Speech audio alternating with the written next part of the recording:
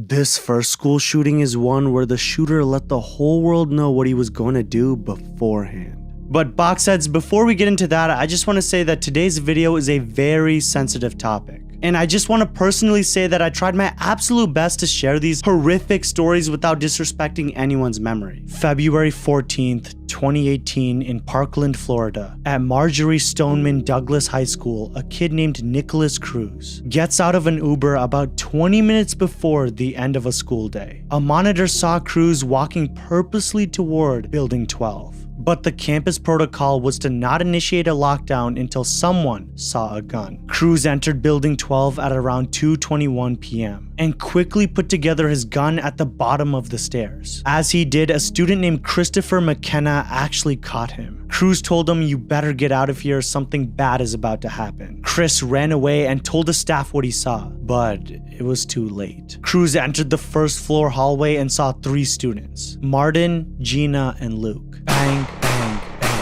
Cruz killed all 3 of them, then turned to close the windows of a classroom and then started firing inside, killing 6 more students and wounding 13 others. The gunfire's vibrations through the halls actually caused the fire alarm to go off, which caused even more confusion as there had already been a fire drill earlier that day. Even though Cruz was actively shooting, a code red was still not called because there was confusion on who had the authority to call one. Utter stupidity. Cruz fired into the classroom of a Holocaust history class. Finally, one of the staff initiated the lockdown, but it was way too late. The shooting was over in about 6 minutes. Cruz fled the scene, blending in with the students leaving the building. He had walked about 2 miles, having stopped at a fast food restaurant and got a soda. The cops were on high alert at the time, looking for anyone that fit his description. About an hour and a half after the shooting, they caught him in the neighborhood about 2 miles from his school. He was brought to the emergency room for labored breathing, but he was fine. He was then booked at Broward County Jail. He had killed 17 people that day and wounded another 17. 14 of the fatalities were inside the building and 3 died on the way to the hospital. One of the survivors was a kid named Anthony Borges, who was shot 5 times while barricading the door for 20 classmates, saving their lives. And this whole thing gets darker because 2 of the survivors actually took their own life about a year after the shooting. Everyone involved had severe survivor's guilt and PTSD. Now let's talk about the shooter, Nicholas Cruz. Cruz was the kind of kid who made people uncomfortable. You know, the type that was quiet, a brooding loner who always seemed to be one bad day away from snapping. But yes, even though there were many red flags, no one really saw what was coming. He was born on September 24th, 1998 in Margate, Florida. His biological mother, Brenda Woodard, had a history of criminal activity and substance abuse. In fact, she was in jail when she gave birth to Nicholas. But wait, it doesn't stop there. Nicholas was adopted as an infant by Roger and Linda Cruz, a couple who desperately wanted children but couldn't have it on their own. They had also adopted his younger brother, Zachary. So what went wrong? Well, for starters, Nicholas wasn't your average kid. From a young age, he struggled with behavioral problems, tantrums, aggression, and had difficulty relating to other children. These were just the beginning of the list. Linda Cruz, his adopted mother, sought help, enrolling him in therapy, trying different medications, but nothing seemed to work. The boy was troubled, and as he got older, his problems got only worse. By the time he reached middle school, Nicholas was already known by school officials and law enforcement. He was suspended multiple times for violent behavior, including threatening other students. Despite these warning signs, he was shuffled from school to school, each time with the hope that a change of environment would help. Nicholas became increasingly isolated. He was also known to post disturbing images online, pictures of dead animals, weapons, and alarming messages about his desire to hurt people. By the time he was a teenager, Nicholas was a ticking time bomb, and everyone around him knew it. Cruz's adoptive father, Roger, passed away in 2004. And while Linda did her best, she couldn't control Nicholas's behavior. Things got worse when she passed away in November 2017, just 3 months before the shooting. With both of his adoptive parents gone, Nicholas went and moved in with the family of a friend. They tried to help him, but by then it was already too late. By the time he was just 19 years old, Nikolas Cruz was a young man filled with rage, resentment, and a desire for revenge against a world he believed had wronged him. He had been expelled from Marjorie Stoneman Douglas High School, and in his mind, the school and its students were to blame for all of his problems. He fantasized about shooting up the school. And unlike most people who have had dark thoughts, he didn't just think about it, he planned it. Actually, here's a video of him talking about the shooting before it happened. Hello, my name is Nick, and I'm going to be the next school shooter of 2018. My goal is at least 20 people with an AR-15 and a couple tracer rounds. I think I can get it done. Location is Stoneman Douglas in Parkland, Florida. It's going to be a big event. And when you see me on the news, you'll all know who I am. You're all going to die. Pew, pew, pew, pew, pew. Yeah, this is all just messed up. In the aftermath of the shooting, there was, as you might expect, an outcry. People demanded answers. They wanted to know how someone with such a long history of disturbing behavior could have slipped through the cracks. The school district, the FBI, the local police, everyone was under scrutiny. But the reality is, there's no single point of failure. Now you've probably been wondering what's going on in the head of Nikolas Cruz. Why did he do it? Was it just pure evil? Was he mentally ill? The truth is, it's a combination of these factors. Cruz was diagnosed with several disorders over the years, including ADHD, depression, and autism spectrum disorder. He was on and off various medications, but nothing seemed to help. In his interrogation with the authorities, he tells the man he had demons in his head that told him to do it, and he thought about it for years. And you're talking about demons. What are the demons? The voices. Well, tell me about it. What are the voices about? It's another voice, the evil side. Okay. And how long has that voice been going on? Years. Okay. When did it start, you think? When your mom passed? It started getting worse when my mom passed. The interrogator is quite doubtful of the voices even being real. Personally, I think you're using the demon as an excuse. I'm not. I promise. You could have stopped the demon by getting a prescription for marijuana. You could have stopped the demon by getting a prescription for Xanax. You could have stopped the demon by illegally doing marijuana, which you were doing anyway. You could have stopped the demon by doing Xanax illegally, which you were doing anyway. You could have stopped the demon anytime you want. You didn't want to stop the demon. No, that's not true. You didn't. You could have. I've given you 4 ways you could have stopped the demon, man. Okay, now you're just acting like that because... No. Okay, well, relax. You're just acting like that because I'm making sense. Calm down. I'm making sense, and you don't like when it makes sense. Because it doesn't fit into the story you're telling right now. I'm telling you the story. It's true. It's just, well, why are you looking at your arm now? I'm trying to understand why. Well, why didn't you want to stop the demon? I don't know. Because I think you like the demon. No, I don't. Why did you stop it then? I don't like the demon. I don't like the demon. I don't like the demon. I don't like the demon. Well, that's if the demon even exists. Cruz, unlike many of the other shooters, did not unalive himself. He was given a life sentence without the chance of parole. In 2022, he was given another trial to determine if he would receive the death penalty. It was decided he was eligible, but it has not yet been determined if he was going to be killed or not. The Sandy Hook Elementary Massacre. It's December 14th, 2012 in Newtown, Connecticut. Things are quiet and peaceful when suddenly inside a home, bang, one of the worst days in American history has just began. Adam Lanza, a 20-year-old, just killed his own mother Nancy with 4 shots to her head. But anyways, Lanza was only beginning. What he set out to do was one of the worst acts of violence in the history of the world. Adam drove his mother's car, a black Honda, to Sandy Hook Elementary School, armed with an AR-15, a Glock 10mm, basically just a lot of guns, along with hundreds of rounds of ammunition. Just remember that this was an elementary school. A lot of these kids were using crayons to do their homework.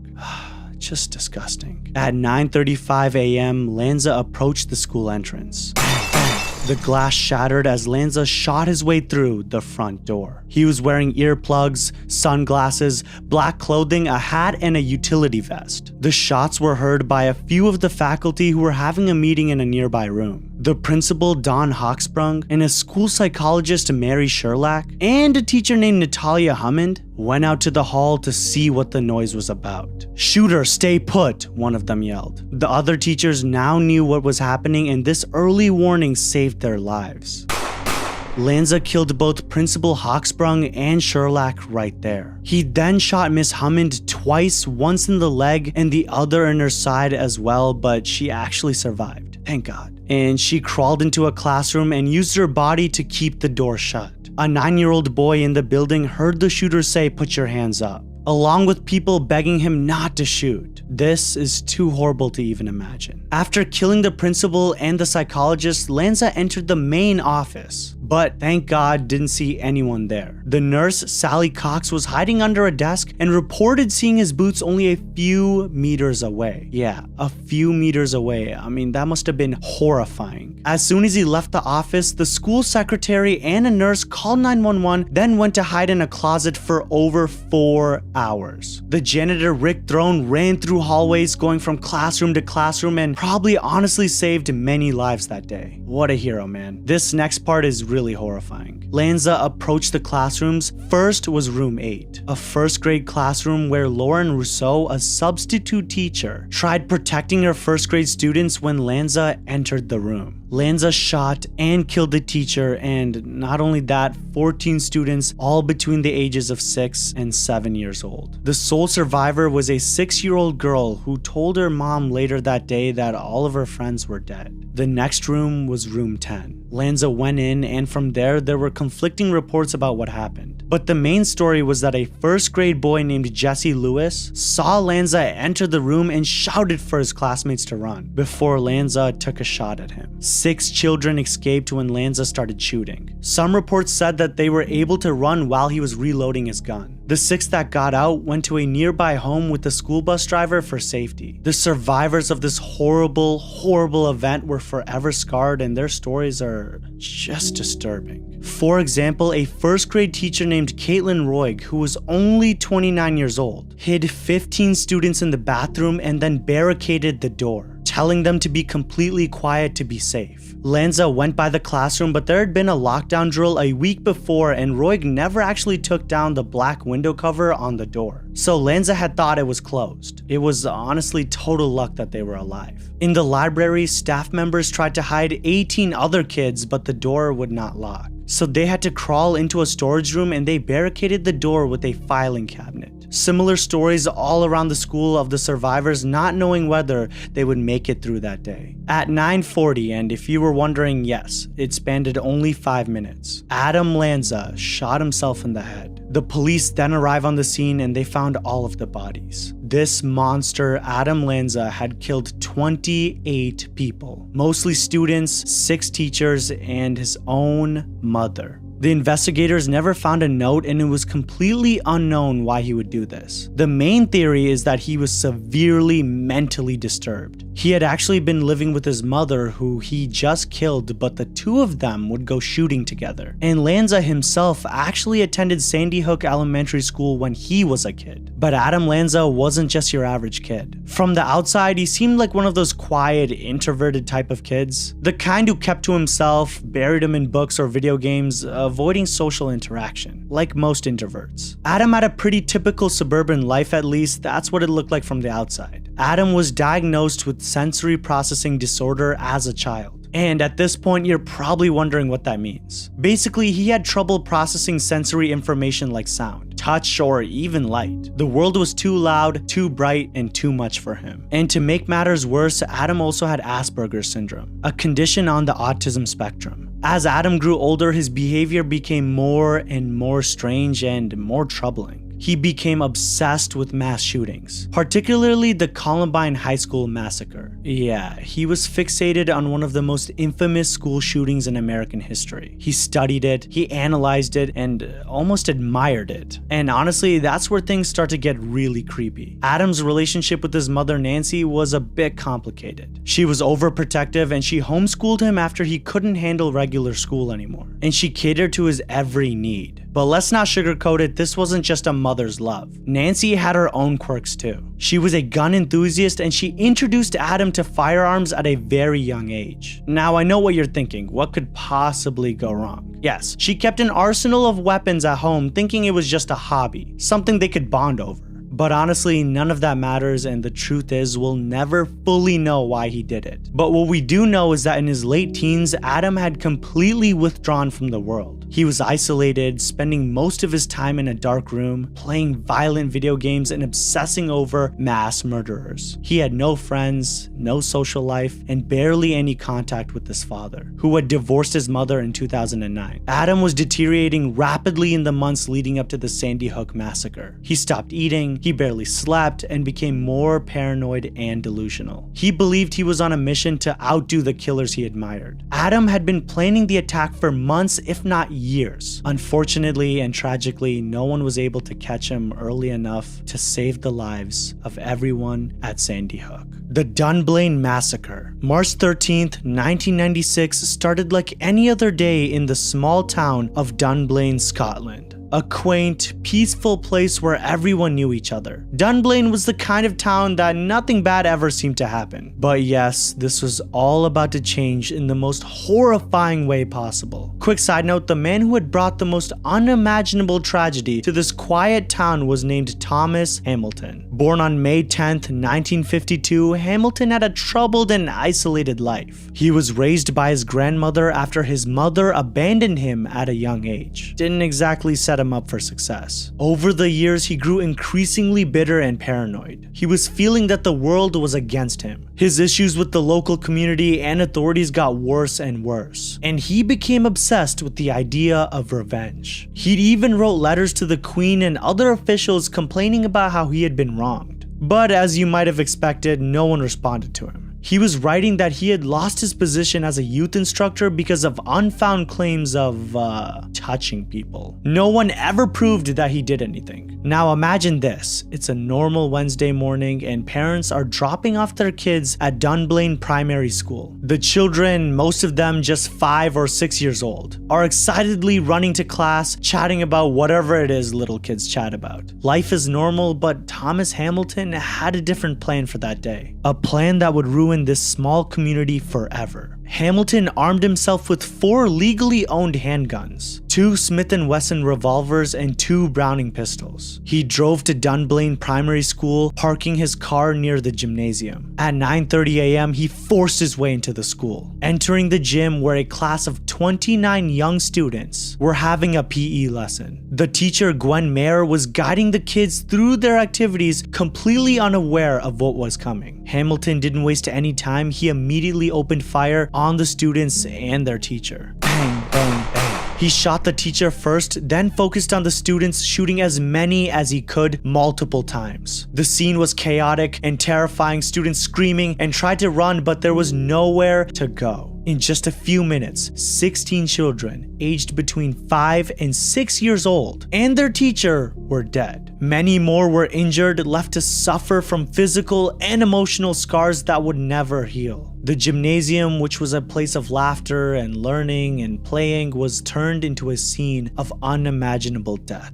The entire event only lasted a few minutes. Hamilton then turned one of his guns on himself, deciding to, unalive himself. It was a cowardly end to a horrific attack, but it meant that the answers to everyone's question why died with him. The news spread quickly and soon the entire world was mourning with Dunblane. Parents who had kissed their children goodbye that morning were now faced with the unbearable reality that they would never see them again. But yes, as with any tragedy like these stories, the questions began to pile up. How could this happen? Why did no one stop Hamilton earlier? How was he allowed to own so many guns despite concerns about his behavior? The more people dug into Hamilton's past, the more it became clear that there had been warning signs. Plenty of them. But as most cases, these signs were ignored. The Nashville shooting. March 27th, 2023, yet another mass shooting took place in America. This time at the Covenant School in Nashville, Tennessee. 28-year-old Aiden Hale, a transgender man who had attended the school as a kid, approached the school for the final time. At 9:54, Hale drove to the school and had told a friend that an earlier made Instagram post was a note. The friend tried to call the crisis hotline, but it was too late. Hale was about to attack the students around the same ages as Sandy Hook, 8 and 9 years old. 10:11 a.m., Hale, armed with a rifle, a carbine, and a pistol, shot through a set of glass doors and entered the building. A custodian saw him enter and Hale shot him multiple times. Bang, bang. The smoke from the gunfire triggered the fire alarm, and several staff members heard the shots and knew there was an active shooter. Hale went up to the second story and ran into several students and faculty. Hale opened fire and killed 3 students and a substitute teacher. The students weren't even 10 years old yet. Hale went through the halls and looked for more people to kill. The teachers acted fast and herded the kids out of the building. Most of the students escaped unharmed. At 10:13, the police had received the call and were on their way. Sirens blared while people ran out of the building, scared and terrified. Everyone clear the area right now. At 10:23, the officers entered the school building. Go, go, go, clear! And made their way to the second floor where Aiden Hale was waiting. Gunfire erupted and 2 of the 5 officers shot 4 times each, killing Aiden on the spot, ending his massacre before it got worse. But the damage was already done. The motive was unclear, but they did find a rambling, hate-filled manifesto in his home.